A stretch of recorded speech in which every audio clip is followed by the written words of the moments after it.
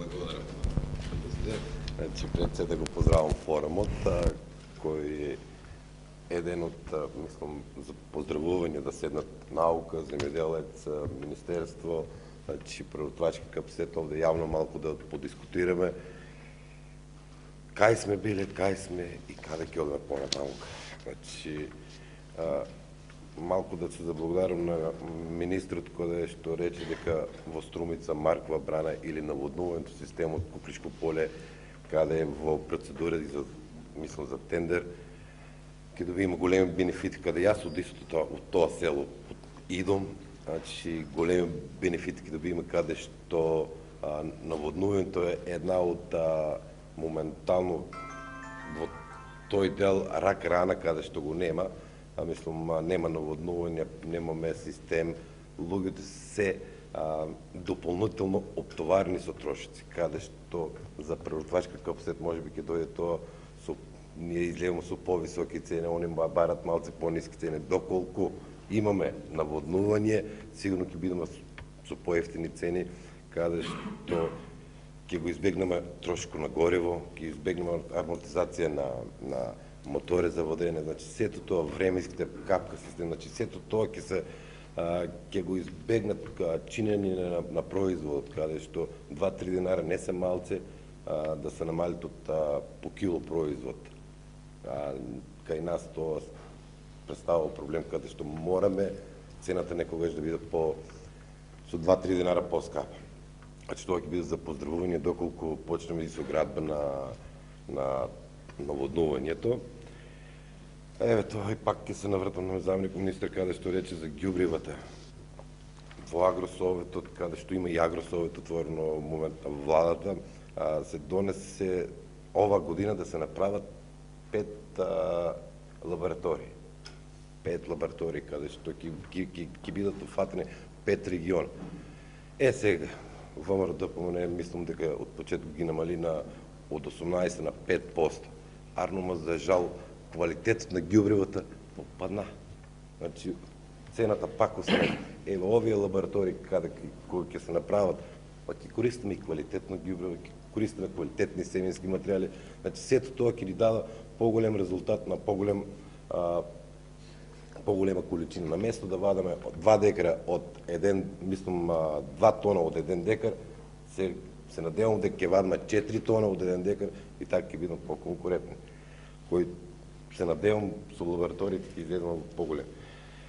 За законот за задруги или законот за земјоделски задруги кој моментално 12 февруари излезе во службен весник и е активен, јас како земјоделец и како земјоделска задруга кој ни беше неопходен тај закон, имавме закон за задруги кој беше општ закон за задруги, ама немавме закон за земјоделски задруги. Сега со деканот, со министерството, со сите релевантни институции седнавме и направивме закон кој мислам дека можеме да спофалиме моментално. Во Србија нема, во Бугарија нема, во Црна Гора нема, во Босна нема, каде што во Македонија сега има.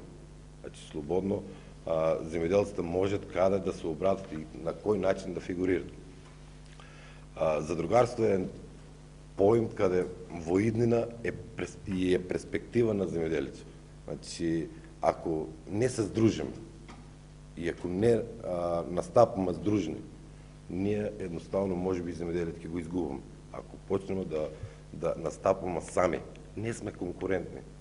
Јас со моите 20 тона пролетни, 20 тона есенски не сум никаде конкурентен. А еве сега преку задругата, јас излевам со 500 до 600 тона пролетно и 500 до 600 тона есенско на пазар.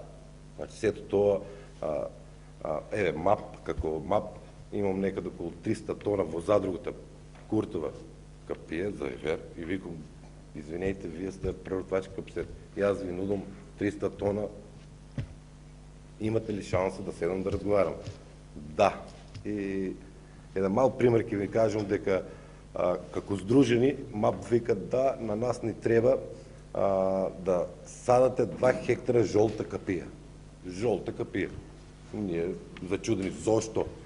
Па вика, на пазара сме по-интересни, кога во тегличката ќе ставаме една црвена, една жолта, една црвена, една жолта, дава на око да се купа.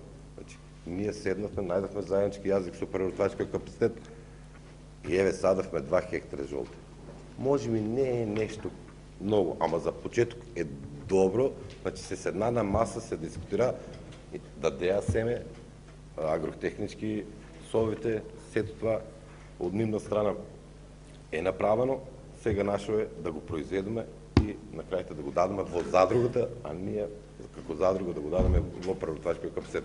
Значи тоа е еден вид чекор напред, каде што здружени понудивме повеќе количина и не фате во обзир. А како сам јас пак би талкал од тамо до тамо до овој откуп, па на квантички, па на друг откуп, значи каде што ќе бех само искористен отколку вистински да се усетак земјоделец. И друга една ситуација каде што у задругарството може да се усетиш вистински земјоделец,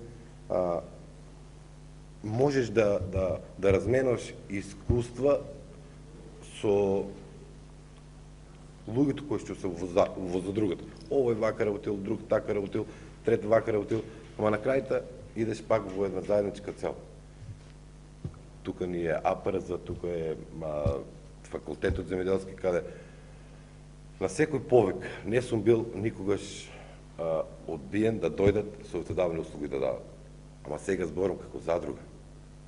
Значи, како задруга. Ама дали како единка, како земјоделец, би можел да повикам,